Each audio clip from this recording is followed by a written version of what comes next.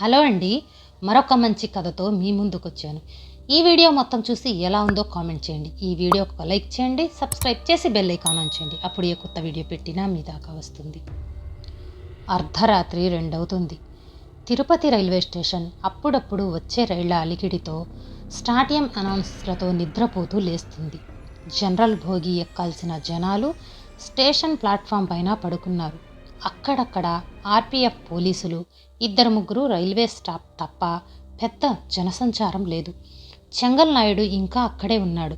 చుట్టూ 4 తోటి ఉద్యోగులతో అతను చెప్పింది వింటూ అందరూ నోరెళ్లబెట్టి వింటున్నారు. విచిత్రం ఏంటంటే, సత్తిబాబు, అతని 4 స్నేహితులు సాయంత్రం 5 గంటలకే ఇంటికి వెళ్ళిపోయి ఉండొచ్చు. కానీ ఆ రోజు మాత్రం ఇంటికి వెళ్లకుండా కూర్చొనున్నారు. ఎందుకంటే అవతలి రోజు వారికి సెలవు దినం, వాళ్ళకది ఆనంద దినం, మత్తు దినోత్సవం అన్నమాట. విషయం ఏంటంటే, చెంగల్నాయుడు ఆ స్టేషన్లో రైల్వే పారిశుద్ధ్య కార్మికుడు. స్టేషన్ మొత్తం ఊడటం అతని పని. పొద్దున 4:30కు లేచి 5 రేణిగుంట వద్ద బస్సు ఎక్కి వచ్చేస్తాడు. రోజంతా 12 గంటల పాటు స్టేషన్లోని చెత్త, ట్రాకుల మీద ఉండే చెత్తంతా శుద్ధి చేస్తాడు. నెలకి 8,500 రూపాయలతో కుటుంబాన్ని నెట్టుకురావాలి. అతని జీవితం ఎంత దుర్భరమంటే, డ్యూటీ అయ్యి ఇంటికి వచ్చేటప్పటికి భార్య అతని పిల్లల్ని అస్సలు ముట్టుకోనివ్వదు. సరే, స్నానం చేసొచ్చినా ఒంటి మీది దుర్గంధం పోదు. ఈ తిప్పలన్నీ భరించలేక వారాంతంలో తన తోటి శ్రామికులతో కూర్చొని ప్లాట్ఫామ్పై చివర చీకట్లో మందు కొడుతూ ఉంటాడు. అది 2017వ సంవత్సరం జూన్ మాసం. శనివారం కాబట్టి సిట్టింగ్ కోసం రెడీగా ఎదురు చూస్తూ ఉన్నారందరూ. సత్తిబాబు స్నేహితుడు మొగలయ్య మందు, చికెన్ కోసం ఊర్లోకి వెళ్ళాడు.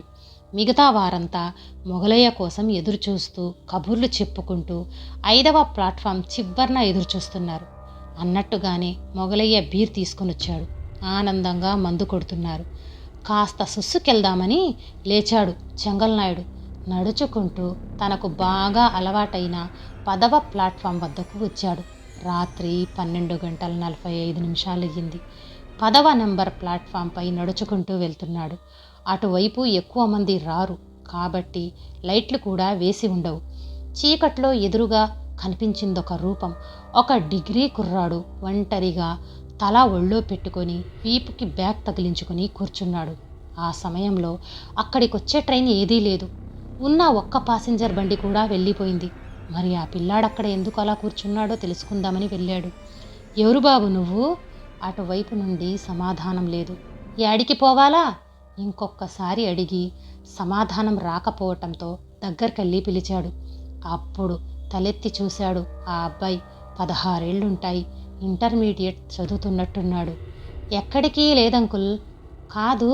కాదమ్మా, ఇంట్లో గొడవ పడుచ్చినావా ఏంది? లేదంకుల్, జస్ట్ హాలిడేకి స్టేషన్ చూద్దామని వచ్చా. అక్కడే ఉండిపోవాలనిపించింది. ఇంట్లో అమ్మా నాయన బెంగ పడతారేమో. పోమ్మా పో. ఈ ప్లాట్ఫామ్ కాడ ఒక్కడివే ఎందుకు ఉండేది?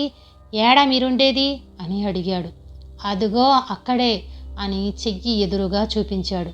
స్టేషన్ బోర్డు కనిపిస్తుంది. చెయ్యి కిందకు దించి ఆపాడు అబ్బాయి. అక్కడ రైలు పట్టాలున్నాయి. తాగిన మత్తులో ఉందనో ఏందో అనుకుంటూ ఆ పిల్లాడిపై తదేకంగా చూసి బుర్రగొక్కున్నాడు. సరే అంకుల్, ఇంకెంత చెప్పినా నా మాట విననట్టు అనిపించటంతో ఇక వెళ్ళిపోదామని ఫిక్స్ అయ్యి వెనక్కి తిరిగి తన స్నేహితుల దగ్గరికి వెళ్తున్నాడు. పిల్లవాడు అలాగే నిటారుగా కూర్చొనున్నాడు. మళ్ళీ ఒకసారి వివరాలు కనుక్కుందామని వెనక్కి తిరిగి చూశాడు. అక్కడ పిల్లవాడు లేడు. 5 క్షణాలు కూడా కాలేదు. ఆ పిల్లవాడు మాయమైపోయాడు. ఆ కాస్త గ్యాప్లో ఎక్కడికి వెళ్ళిపోయి ఉంటాడు? ఎలా వెళ్ళిపోయాడు కనిపించకుండా అని బుర్ర గోక్కుంటూ వెళ్ళిపోయాడు. తీరా జరిగింది ఫ్రెండ్స్కి చెప్పగా, అరే ముండనాయాలా, ఆ పిల్లకాయ నాకు కూడా నిన్న కనిపించిండ్రా అని ఎవరికి వారు అదే అబ్బాయి గురించి చెప్తున్నారు. ఉన్నట్టుండి వాళ్లల్లో ఒకడికి బుర్ర పనిచేసింది. అరే ఉండ్రా. అందరూ అతన్ని తల తిప్పి చూశారు. వాడు ఏ రంగు చొక్కారా వేసుకుంది? మీద బ్యాగ్ వేసుకుని ఉన్నాడా? అవును బా. రేయ్, సంవత్సరం క్రితం ఆ పిల్లగాన్ని అదే బట్టల్లో చూసినాంరా. వారం రోజుకు అదే చొక్కా. ఆడి కండ్లు ఎర్రగా ఉన్నాయా? అవును బా. అప్పుడు అర్థమైంది అందరికీ, ఇందులో ఏదో భయంకరమైన నిజముందని. సంవత్సరం నుండి వారిలో అందరికీ ఒకే రకంగా ఒక పిల్లవాడు కనిపించాడు. అప్పటికే 10వ నంబర్ ప్లాట్ఫామ్కి కావలసినన్ని పుకార్లు అడ్డాగా ఉంది. కానిస్టేబుల్స్ కూడా అక్కడ ఎక్కువగా గస్తీ తిరగటానికి ఇష్టపడరు. అలాంటిది ఒకే రూపంలో ఒక మనిషి నెలల తరబడి వస్తున్నాడంటే ఏమై ఉంటుంది? భయం పట్టుకుంది. అప్పుడప్పుడు ప్రయాణికులకు మాత్రం సరిగ్గా ట్రైన్ వచ్చే సమయంలో పట్టాల మీద ఒకళ్ళు పరిగెడుతున్నట్టు ఇంతకుముందు వాళ్ళు విన్నారు.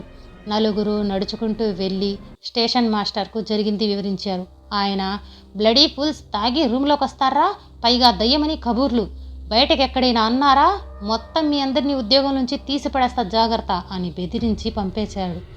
బయటకొచ్చిన నలుగురు ఒకళ్ళనొకళ్ళు వదలకుండా ఇంకొంతమందిని పోగేసుకుని కానిస్టేబుల్తో జరిగింది చెప్పి అక్కడి నుంచి వెళ్ళిపోయారు.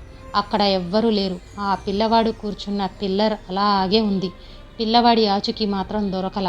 లోపల ఉన్న స్టేషన్ మాస్టర్ మాత్రం నిశ్శబ్దంగా కూర్చొని ఉన్నాడు. అతని పక్కనే అల్మారాలో ఫైల్స్ అమర్చబడి ఉన్నాయి. వాటి మధ్యలో ఒక న్యూస్ పేపర్ ఉంది. అందులో ఇలా ఉంది: ఏప్రిల్ 25, 2007 తిరుపతి స్టేషన్లో ఇంటర్మీడియట్ విద్యార్థి ఆత్మహత్య.